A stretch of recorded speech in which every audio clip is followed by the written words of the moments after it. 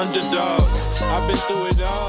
I could never. What's good, you guys? Welcome back to For the Underdogs podcast. Again, I'm out here in Miami at the PAC event, the Next Chapter U event that Pro Athlete Community has put on. And I got the pleasure of being joined by Mr. Shon Hart, who I had the pleasure of meeting out in Arizona.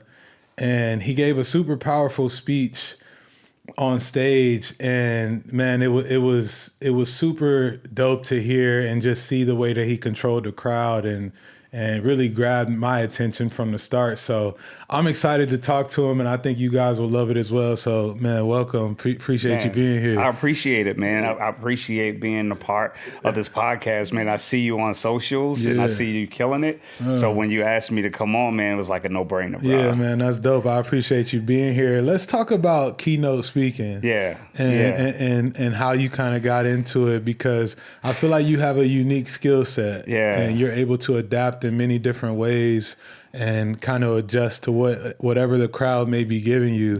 Talk to me a little bit about that and how you got started in that. The crazy thing, man, is like very unique. I had a guy ask me that earlier, and I don't think I talked about that part of it a lot, man, but it was the funny thing about it, man, it started, man, when I started dating my wife, right? You know what I mean? And when I was dating my wife, her mom wasn't really feeling me, right? She knew I was an athlete, the whole nine.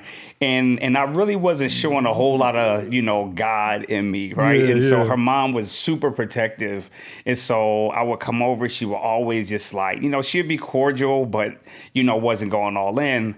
But she had to support her daughter, right? Because her daughter was feeling me, you know what I mean? Right? That's my story, and I'm sticking to it, right? Got to. But on this one particular day, man, when she wasn't feeling me, like it was like 2 weeks later, bro, she came out the back room where she was, and she looked at me, and she was like, the Lord spoke to me. And I knew she was super religious. I never heard about all this. The Lord spoke to me. She was like, but the Lord spoke to me.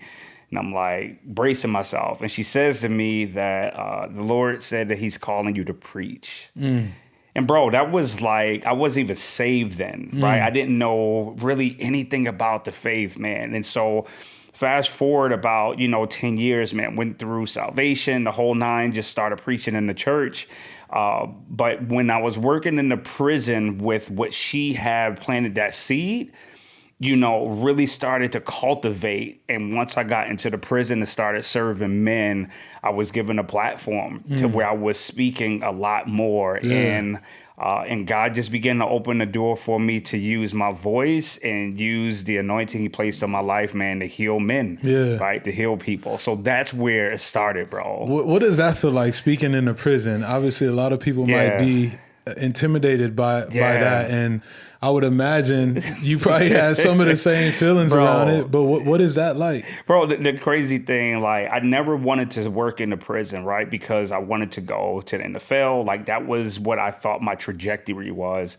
But here I was being this father, being a husband, and I needed to provide, right? And so I got to a place where I'm like, God, I'll do whatever you want me to do. I just need you to get me out of this situation. I need to provide for my family. And it was very, he was very loud and, just like, yo, you told me that you'll do whatever I want you to do. He's like, I want you to go work in the prison. And bro, I struggle with that because my brother was murdered my freshman year in college. Wow. And so with that, I'm like, bro, I don't want anything to do with the prison. And so it was funny, the very thing that became like my trauma became the very thing that God had raised me up to go and serve. Wow. Right. And so going there, I was very reluctant. And my thing was like, yo, I'm going to convert all of these jokers to Christianity. Yeah. I found out real quick, man. He said, Shon, I didn't send you there to convert. I sent you to serve. And so, bro, it was life-changing because I found myself, right, in the midst of trying to help these men. Once I got that concept, bro, I got healed myself, working in the prison, man. So I'll tell you the truth, man. I do a lot of stuff. I speak to people like you, which is amazing, right? I get to speak to all these people. But the best job I ever had, man, was serving in the prison, bro. Really? I got to serve men that everybody else threw away. Yeah. Yeah. And That's so real. that was the greatest, career or path or whatever that I ever had, man. Wow, you talked about experiencing the loss of your brother, and you know how ironic it was that you were speaking in the prison. Do you think that part of that path was for you to heal that portion? Oh, bro, lights out. Like no doubt that was because I got to a place like when I got saved, this young lady had a dream. And she came to me and she was like, Shon, I had a dream about you last night. Right now, I'm married. I'm like, yo, don't be dreaming about me. You know what I mean? But she was like, yo, I had a dream that you was on this bus and you was the driver and you was riding through the streets and it was on fire. And you kept stopping and you was picking up men and putting them on this bus. And so here, fast forward, here I'm working in this prison. And the Lord reminded me, like, Shon, it's the beginning of you being a bus driver. Like, I'm putting you on fire, that you are going to heal men from the inside out. And so not only that, right, because I couldn't heal those men if I couldn't heal myself. And I had an inmate look me in my eyes like, chap, he was like, yo, I appreciate what you're doing, but who's healing you? And bro, I had to really look at that because I say this all the time, man. You never want to be a public success and a private failure. Man, it'll eat away at you. And so I no longer wanted to go to the prison like everything was cool, but I was still hurt on the inside. And so that was one of the things that really started where I had to wind up forgiving the dude who murdered my brother. You know, I wound up forgiving him, man. And so much so that I not text him, but if anybody know about JPay, right? That's how you communicate with inmates, right? Yeah. I went on JPay, I found him. And I sent him an email and told him, like, yo, if you have changed, right? He hit probably about 20 year bit. He was like doing life, but this was like about 20 years in. And so, but I said, yo, if you have changed, I'll write a letter on your behalf, man, for you to be free. Wow. And I forgave him. And he wound up being locked up with my nephew. Wow. And my nephew hit me up and he was like, yo, my man is here. What you want us to do? And so here I have the power to say, yo, get him. Yeah. Right? Yeah. But yeah, my thing was no, like, yo, it's time to heal, man. And so I forgave my man. And the crazy thing about it, we Facebook friends. Wow. The man who murdered my brother, dog. Wow. That takes a lot to get to that point. Yeah. Yeah, it took everything out of me, right? Yeah. Right. It took everything out of me because what I do full time, man, is that I help fathers restore their relationships with their children. And I want to talk about that. I want to talk about being a champion father and what that means to you. Yeah. So, but I don't want to cut you off. No, you're fine, man. But that's what what I do, right? And so here it is, doing that work. Like I couldn't really do that work without doing my internal work first. And so that's where a lot of that stuff was birthed at, like in the prison, in the trenches, like really doing my heart work. What does internal work look like for you? What is that? Because I have my own version of it and what has worked and continues to work for me in my times of need. But what does internal work look like for you in that standpoint? Yeah, the first thing for me is I come through with grace. Right? Like that's the first thing I start with, right? Like I give myself permission to go through this process that may be really, really ugly, right? Like without judgment. And so my next thing is extreme vulnerability, right? And so when I'm talking about extreme vulnerability, bro, I talk about everything that has gone to me, like in a safe place, right? Where I will talk about my challenges, like when I was struggling with masturbation and pornography, right? When I was bringing that into my marriage, when my wife looked me in my eyes and said, let's pray, instead of rejecting me, right? Because I'm like, I'm going to keep going through this process and God like, yo, you want to get delivered. You keep asking me, but you're doing this in the dark. Right. Like, so if you really, really want to get healed, go tell your wife. It's all, so that's what I had to do, right? So it's just extreme, just a vulnerability, right? When I was struggling with being jealous, it's like, yo, all right, I stood up before some people and was like, yo, I'm struggling with jealousy.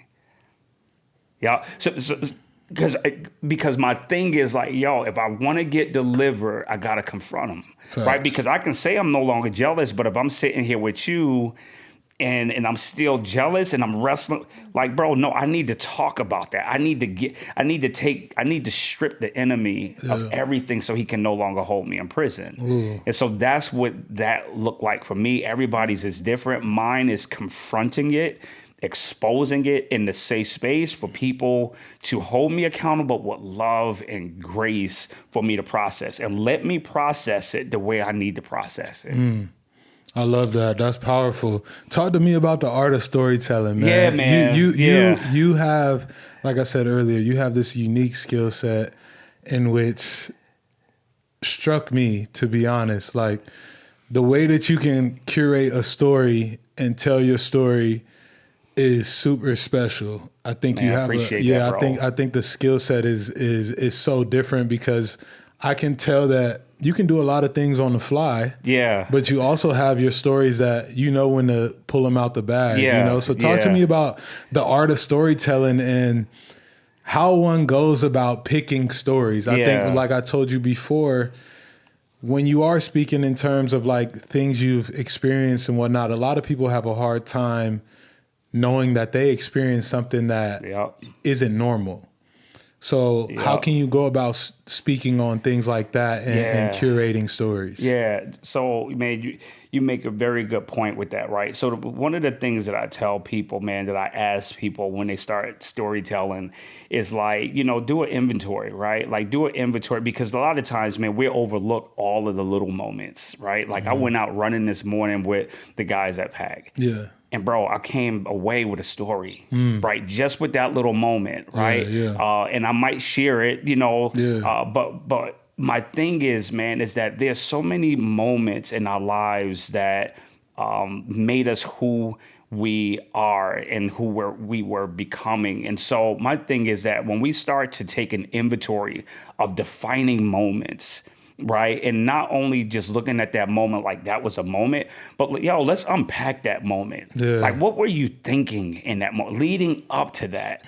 Like, what were you feeling? What were you thinking? Who else was in that story? And what role did they play? Like, were they intentional about doing what they did? Yeah. And so it's important when you're storytelling, man, it's just really taking your time to unpack it and allowing everybody else who's watching the story unfold, like, get an opportunity to experience it. One of the greatest movies that why we fall in love with movies is, bro, because we can relate. We crying, we laughing. Why? Because we can relate. And it's the same way when you are storytelling. The people in the audience, like, man, they like, yo, that's me, right? They connecting with that. And so we rob the people that we serve when we don't unpack, right? When we don't let them know how we struggled, right? Or how we overcame to become this victorious one. Yeah, because they're looking to relate to you in that story. They're looking for something that can spark that, that brain to be like, oh, I need to listen to this. Yes. They're looking for that. What does it feel like to nail a story? Yeah. What is that when you get an ovation? Yeah. I'm sure there's some sort of emotion that you feel. Can you explain that? Yeah, you know what? For me, that is my Super Bowl, right? It doesn't matter how many people in the room. If there's 1,000 or if there's one, like for real, like I when I first started speaking, bro, is that, again, telling God, like, I'll just send me, I'll go, right? Yeah. That's my thing. Send me and I'll go. Bro, he sent me to the prison, to this one prison, bro. Only one person showed up. Really? I preached like it was 1,000. Yeah. Right. And so the reaction of him being able to see, like, bro, this dude crazy. Like, he preaching to me like this room is full, and he is not letting up. Yeah, right. So looking at like, did anybody else show up? Yeah, for sure. And so I know that moment for him would be different, because he can relate and go back to say, man, I remember this brother showed up and he didn't care what anybody else said. That he gave me his all. That I was the most important person in the room, even though he is the only person in the room. And so when I get a reaction from people, man, it fills me up, because that is part of my love language anyway. right? I'm words of affirmation. And so when I'm getting that, right, they filling my tank up. Yeah. You know what I mean? So for me, somebody else who don't have that, like, that's different. But me, that's mine. Like, so when they fill me up, like, bro, it makes me go even harder. That's real. That's real. I want to put you on the spot a little bit. Yeah. You know, and you can say no if you want. No, but go ahead. in Arizona, you gave the speech about how, or you told the story about how, you know, your father's, your experience with your father affected you. Yeah. Can you just give us a little bit of that story, and because I want the people to hear that and how you can curate that. Yeah, no, man, I appreciate that. You know, my dad just passed away right before Christmas, y'all. Like, and it was like a really powerful moment. It was, it has so much breath in that one moment, because the man that I was looking at was not the man that I hated. Because when I was 16, somewhere around there, right? Like, when I was looking for his validation, like, that's all I wanted, dog. I just wanted his validation. I didn't want anybody else's, but I wanted my pop's validation. Like, for real, I wanted him to look me in my eye and say, yo, you are somebody. Like, yo, you from me. But he never gave me that. Like, when he had a moment to do that, and I gave him something that was near and dear to me, it was these college letters that I was showing him, like, yo, these colleges are looking at me. And in this moment, Jay, like, he had the power to give me life or give me death, dog. And in that moment, like, he spoke poison into me. And instead of him saying, man, I'm excited of these letters, he looked at me, man, and he took the letter and gave it back and said, Shon, you too small, and walked away. Like in that moment, I'm like, man, the man who's supposed to validate me told me that I was too small. And I'm quite sure the people that listen to you, because they listen to you because you're the underdog, right? This is for the underdog. Right? This is the one that people are not rooting for, right? Like, they come in here to get inspired by you. But for the underdog, like, yo, we're going to take this moment, we're going to build, right? And that's what I had to do. I had to take what my father gave me and fight and build at the same time, just like your audience. Hey. Yeah. Yeah, so that's just a little bit about my dad in that moment. And I know you pulling, the crazy part about it for me is you're pulling from that energy tank. Like, it is still evident to you. Yes, bro. But to be able to, I'm sure my man couldn't even tell that you were telling that story, because it's authentic to you and it's vulnerable. So I appreciate you sharing that, because, man, that was the story that stuck with me after I left the event in PAC. Like, it is, it's just an art, man. And I appreciate the vulnerability that you have when you're able to tell the story. And like you said, it takes a special talent, man. So that was, every time I hear you speak, dog, it's like, it's powerful. Yeah. You know what I'm saying? No, I receive it, man. And, you know, it's been an honor working with you, man. And I appreciate you giving me flowers, bro. Yeah. But I see your work, right? Like, I see the work that you do and how you are taking your craft, right? And working at it to become the best version of yourself. And so that fills my tank, right? That's like real. When I work with you and then I see how you tap in, like, yo, I'm like, that's it. Yeah. No, that's real. That says a lot, man. That's something that I think that's something I've had to work on, you know, like really truly being, I think authenticity is at the core of it, like I've spoken on, but like for real, just being able to be in that space and be appreciative of now the interactions that I have, and also how I present myself to other people in a genuine way. Yep. I think sometimes as athletes, we get caught up in the mode of like, this person is supposed to do this for me, this for me, this for me, as opposed to like, okay, are you putting out that same energy to where they can receive that love as well. Yeah. And I think too many times as men, we don't give each other enough love to That's be for real, bro. Like, you know, I make sure I tell my boys I love them. Let's like go. that's Let's just go. part of it. So Let's go. yeah, man, it's super dope. What's a piece of advice that you would give your younger self? Yeah. You spoke on, you know, Yeah. going through some things and your journey is much more than what you spoke on here. But like, Yeah. give me something that Shon would tell himself at that time that your pops may have, you know, let you down. Give me Yeah. something like that. Yeah, you know, honestly, man, what I would have wanted to tell that younger self in that moment, right? Like that, it's okay, right? And not only that, like my father, like in that moment, right? Like I'll say what I'll say to myself, but this would be important for me because in that moment, I came up with my own concepts of what just took place. But me becoming older, I realized that my father did not have the words to articulate what he really, really meant. And I believe that my father just was trying to say, like, this is going to be hard, that there are going to be challenges, and people from this community typically don't get these opportunities. And so don't get so excited because it may not happen. And not that you can't do it, Shon, because he used to show up to my games, right? Yeah.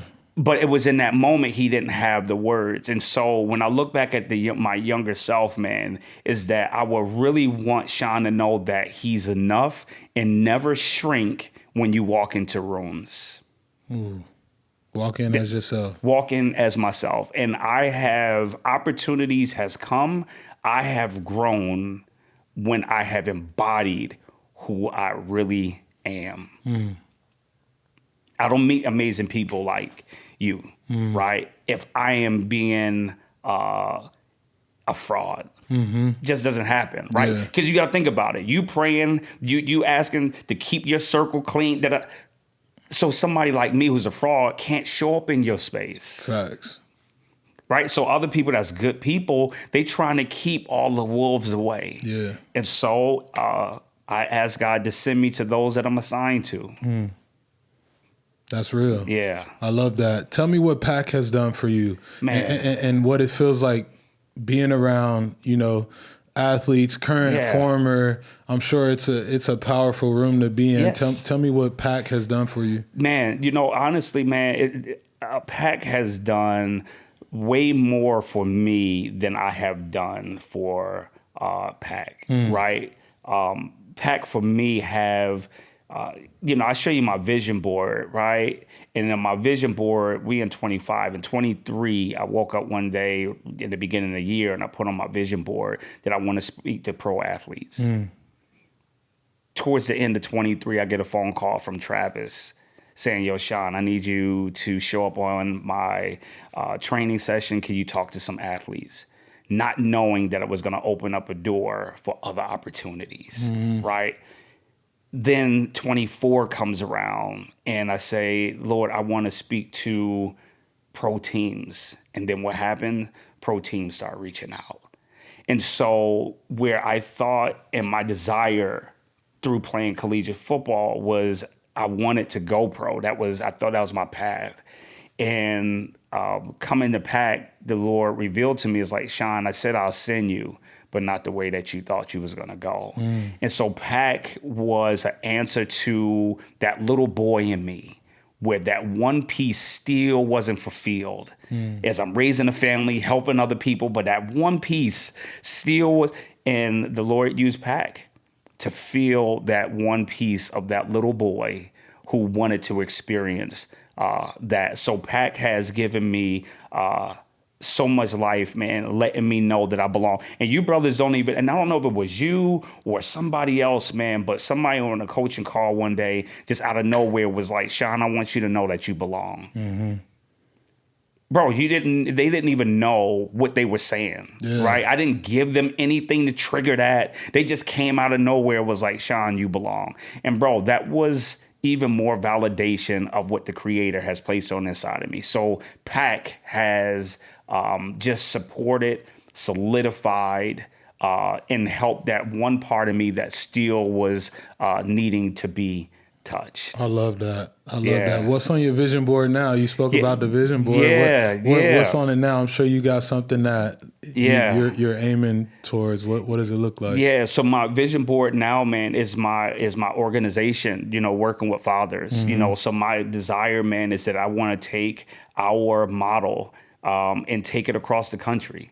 And so that is on my vision board, is to be able to expand that work in key cities that God sends me to. And connection to that is to put me in rooms with people of influence that can assist me to bring that to realization. And so that's what's on that vision board right now, that I'm staying focused on. When he send me, I'll go.